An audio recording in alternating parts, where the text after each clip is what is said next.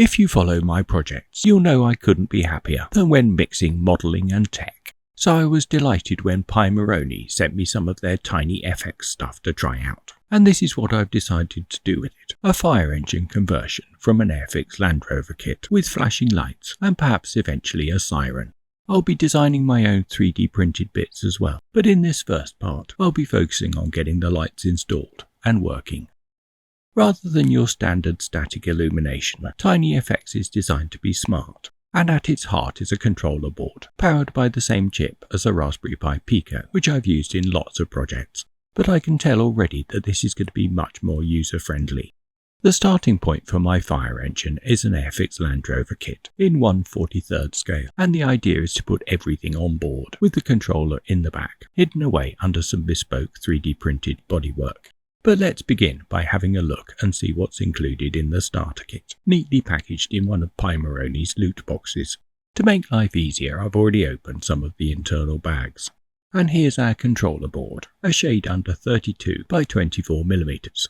On it we've got a bunch of sockets to plug in our LEDs and everything else, including a USB-C for programming, as just like the Pico, we'll need to be able to plug it into a host computer to access and edit any of the code on board. We've also been sent a cable, which we could use just for power if we want. A speaker is also included in the starter kit, I think mainly as a reminder it's not just all about lights, but audio effects as well, with a dedicated socket on the board. But at least to begin with, it is the lights that we're interested in, and we've got 2 bags of LEDs, a pack of 5 RGBs, which plug into a single socket at the end of the controller, an expansion board also provided, so we can plug in more than one. Then we've got a pack of 6 single colour LEDs, in this case white. Their 2-pin plugs fit the 6 mono sockets along the side of the board, and with the same type of plug, we've got a battery box for 3 AAAs to provide the power. Along with the starter kit, Pimoroni also sent me a whole bunch of stuff just to try out and with no obligation, but I suspect they had a hunch I'd really enjoy the Tiny FX and would be more than happy to endorse and share what I've done with it, both for this project and future ones where I can try out some of the other gizmos, like sensors, to trigger effects.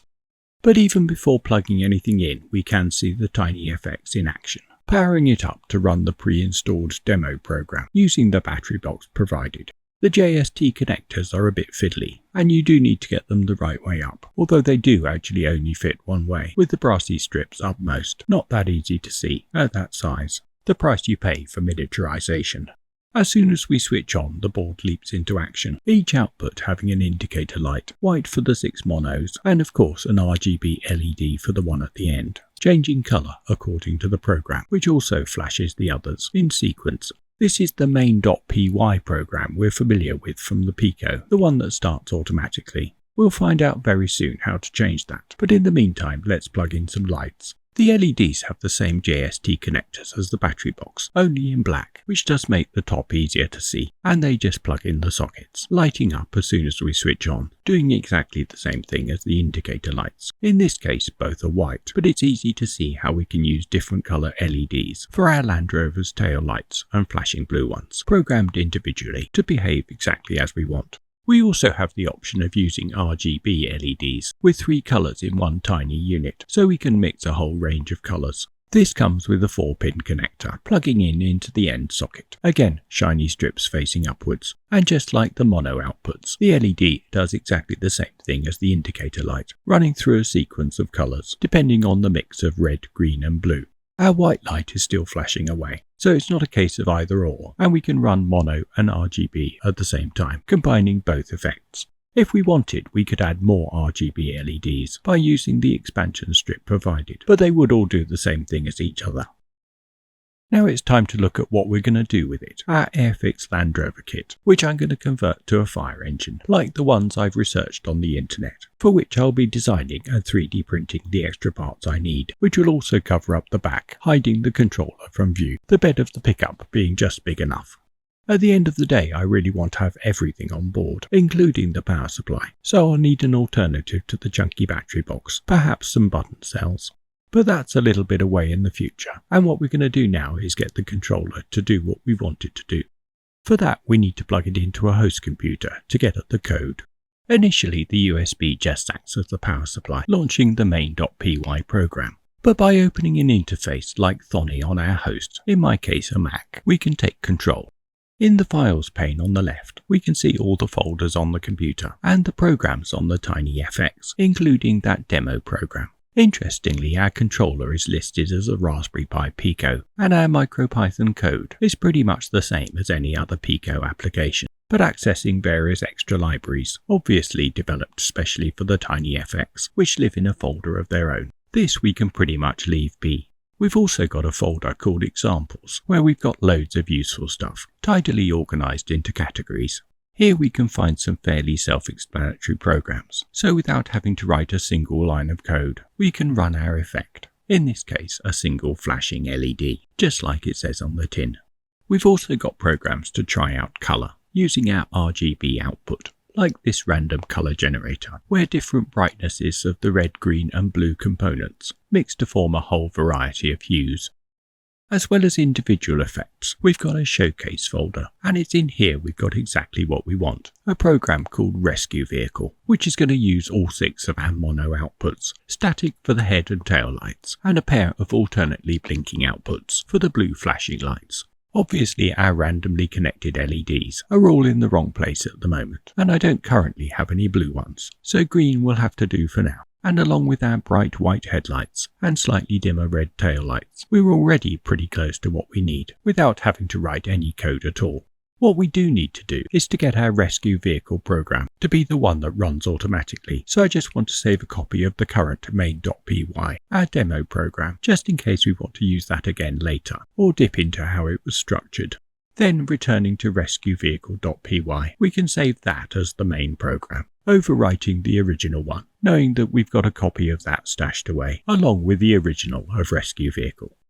Then, having quit Thonny, we can unplug the USB cable and reattach the battery box, our host computer having done its job, at least for the time being.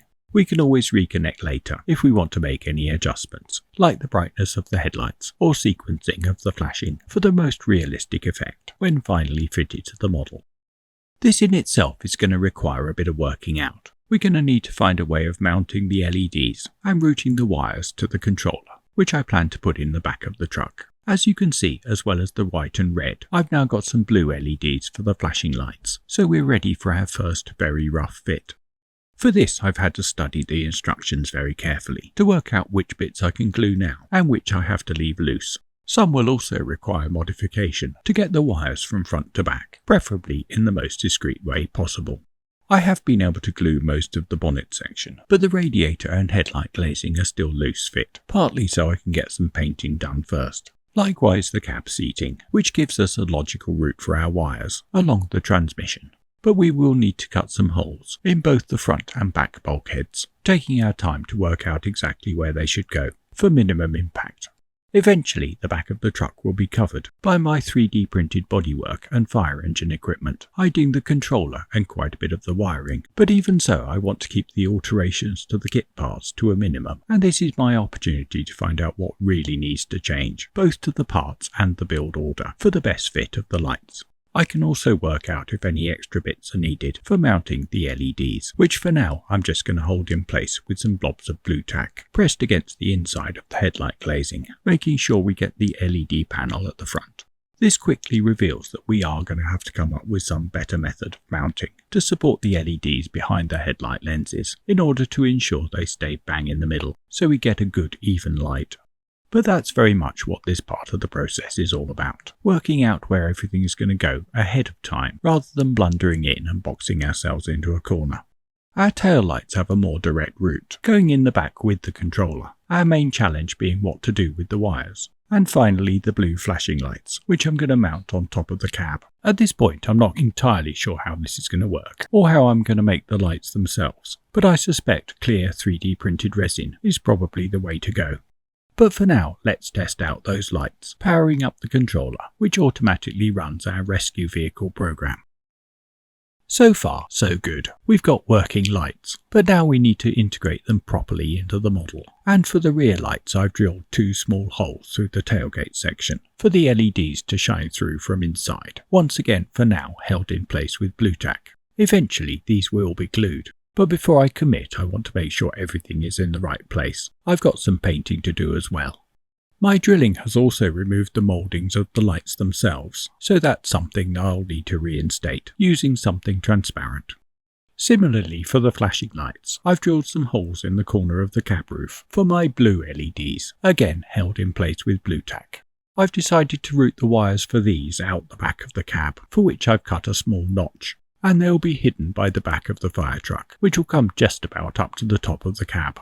That all remains to be designed and 3D printed, along with modelling the lamps themselves, illuminated from below by the LEDs. We'll be covering all of that in part 2, where I'll also hopefully miniaturise the power supply for the completed model, so it no longer needs to be tethered to the battery box. At the front end, I've also drilled out for the side lights, which if I'm feeling really ambitious, I may try to illuminate too. But it's the headlights we need to sort out first, and for those I've designed a small bulkhead that sits behind the radiator to support our LEDs at the right height and the right distance apart, which I've 3D printed in grey resin.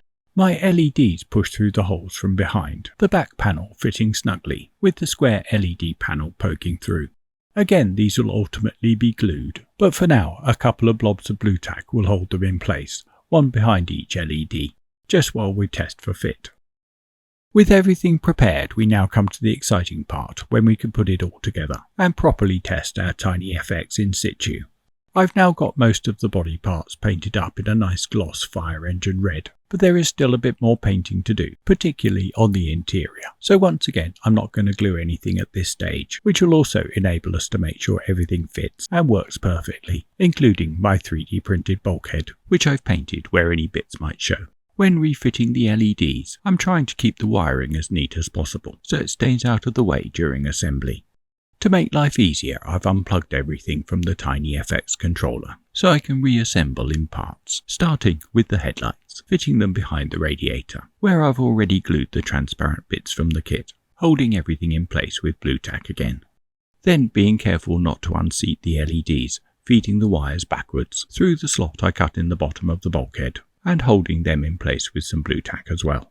Before painting, I was able to glue the back of the cab, knowing that I'll be able to get my wires through the hole I cut at the bottom, and with just enough room for the plugs, I can feed these through to where the controller's going to be and refit the seats over the top, tucking the wires into the transmission tunnel and clipping the floor in place onto the locators and the chassis. Then, gently drawing the wires backwards, fit the bonnet section, our wires neatly hidden underneath, and secure it for now with blue tack, so I can take everything apart to paint the chassis and the wheel wells when the time comes.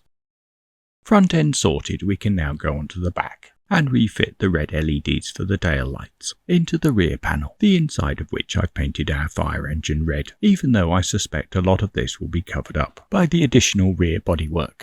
The back of the panel is yet to be painted, so once again I can take out my temporary fittings when the time comes. But until then, let's get our back panel in place, making sure our headlight cables are well out the way, and don't get confused with those for the red LEDs, which just about fit over the join with the side panels, although a little bit of shaving was needed for a comfortable clearance. If I could make one suggestion to Pimoroni, it would be to offer the option of shorter cables for the LEDs. About 5 cm would have been perfect for me, but fortunately I had space to loop everything around, leaving just short ends to attach the controller, which I'm going to fit into the back now, resting on the sides of the flatbed, and like everything else held in place with blue tack. Although this might not be quite so temporary, as I'll want to be able to lift out the controller, enough to be able to access the USB-C to make any changes to the program. Then it's the slightly fiddly job of attaching all the plugs, headlights to 3 and 4, and tail lights to 5 and 6, where the output is slightly dimmer. While we're here, I also want to plug in the battery box again, just to test everything out. Eventually I want to use that space above the controller for a more discrete power source. Another job for part 2, along with firming up the bodywork, which at the moment is only just about staying together. Another thing I want to look into is stealth mode, where we can disable the indicator LEDs, just leaving the actual flashing lights, which I'm reinstalling into the cab roof in the same way as before. Again, I've got lots of spare cable, so that'll need dressing to get that out of the way as well. Now we just need to plug them in, using sockets 1 and 2. Another thing I think I'll change is the flash pattern, for a more traditional vibe, more in keeping with our 1950s vehicle, the sides of which I want to fit now. They also need a lot more painting, and we've got all the glazing to do. But even with our loose assembly, we do now have what looks like a Land Rover, and most importantly, we know that all the components of the Tiny FX fit in our model, adding a bit of drama to an otherwise static vehicle. Looking ahead to part 2, I've got some bespoke bodywork to do to transform what's essentially a red pickup into a fire engine, plus some sound from the Tiny FX for the siren. But I want to leave this film by loose fitting the rest of the chassis and the wheels, so we have at least got a whole vehicle, to demonstrate how a bit of clever tech, combined with a little bit of ingenuity, we can modify a perfectly ordinary kit to something a bit special. But there is one very last thing I want to share, and that's my design for the lamps on the cab roof, 3D printed in clear resin. A little taste of what's to come in part 2.